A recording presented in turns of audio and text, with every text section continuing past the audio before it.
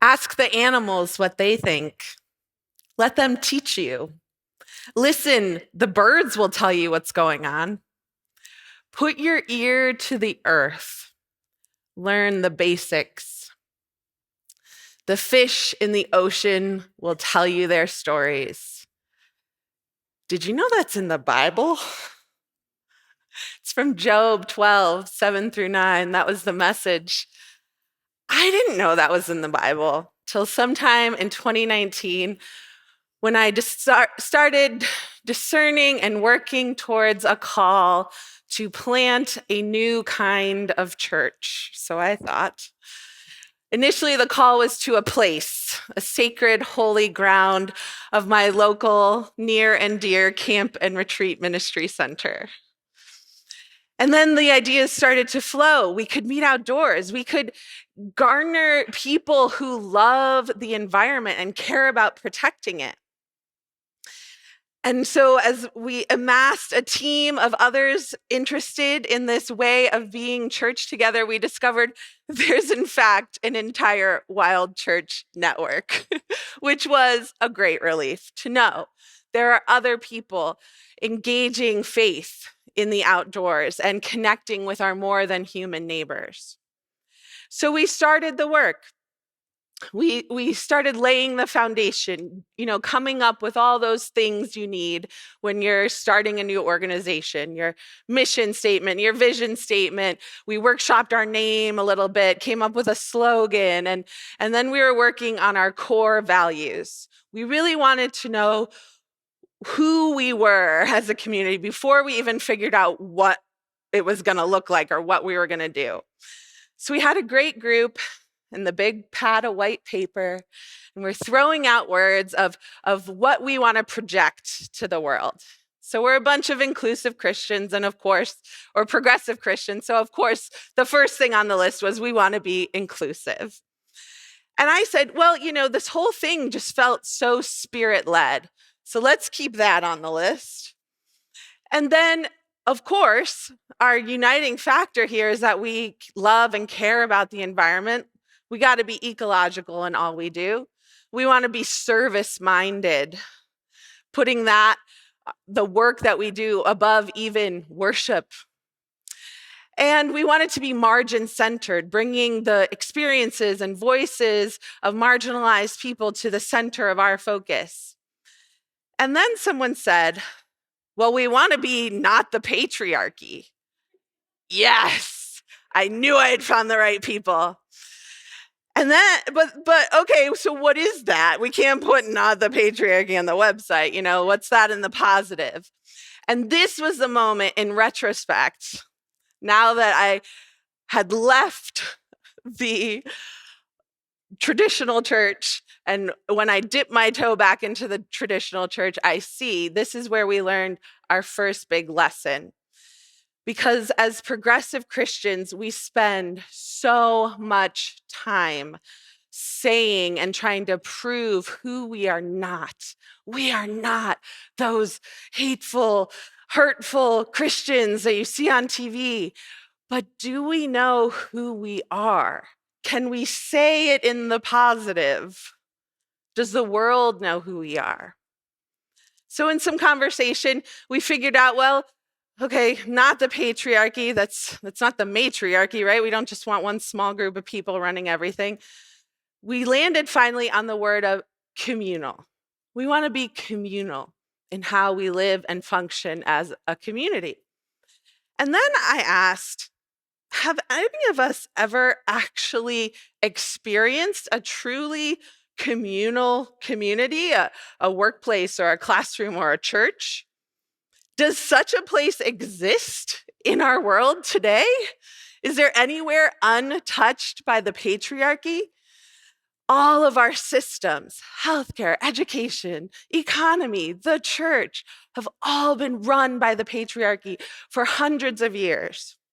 And it's not a coincidence to me that all of these systems are currently broken. So how do we as a new faith community live communally without a really good example of how to do that? Well, the tagline we came up with for Church in the Wild is connecting with and caring for creation. That's what we're about in plain English. And so we've been doing that. And this is where we discovered our example of how to live communally. Right outside your door are tons of great examples of not the patriarchy. Nature is this one place mostly untouched by the systems of oppression. Everywhere in nature, you will see a give and take. Sure, there's pack leaders and there's apex predators, those animals at the top of their food chain. But in order for ecosystems and species to survive, they must work together. There's a flow of resources, life and death, the cycles of weather and seasons. And recently, we did a fun sermon series on the different types of species and what we can learn from them. And here is where I found our leading example for communal living: the engineering species. These are plants and animals who create spaces where other species can live and thrive. So some examples are things like prairie dogs, creating all the tunnels underneath ground. There's beavers, of course, creating ponds and lakes where other animals can live. The coral reefs themselves, beautiful living beings that create a sprawling metropolis for underwater life. And then there's things like termites and their predators, woodpeckers, both creating holes in wood for other animals to use. These are our examples. And I have to think this is where Jesus got his instructions for us to love our neighbors as ourselves. He heard it from the animals. Because as we see them living in community, communally, we can see any earthling can make space for others, when we can live so that other earthlings can thrive.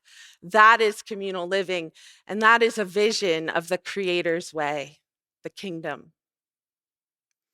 So we've continued to learn as we've been out in nature because, smashing the patriarchy involves a lot of intersections, right?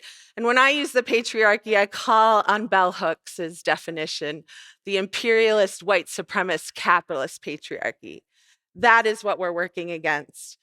And that system, that way of being, is no longer serving anyone. No life on planet Earth is served by the patriarchy. Even the people who think it's serving them, so they uphold this way of being, it's literally killing the planet, which provides for all their needs. This way of being is not serving us anymore. So, how do we root it out? Well, we're learning to slow down, to realign with the pace of nature, with the rhythms, the ebbs and flows, to slow down in the fall instead of ramping back up, to really rest, hibernate in winter a little bit. Because Tricia Hersey, anybody? The Nat Bishop,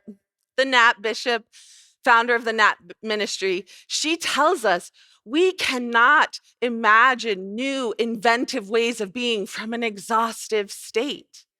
We will not be able to hear and receive the wisdom of the birds of the air and the fish of the sea when we are bone tired. So we're learning to rest. And we're learning more about how to undo the grip of the patriarchy on our bodies and on our communities. The patriarchy is the invasive species of our culture. It is ruining everything.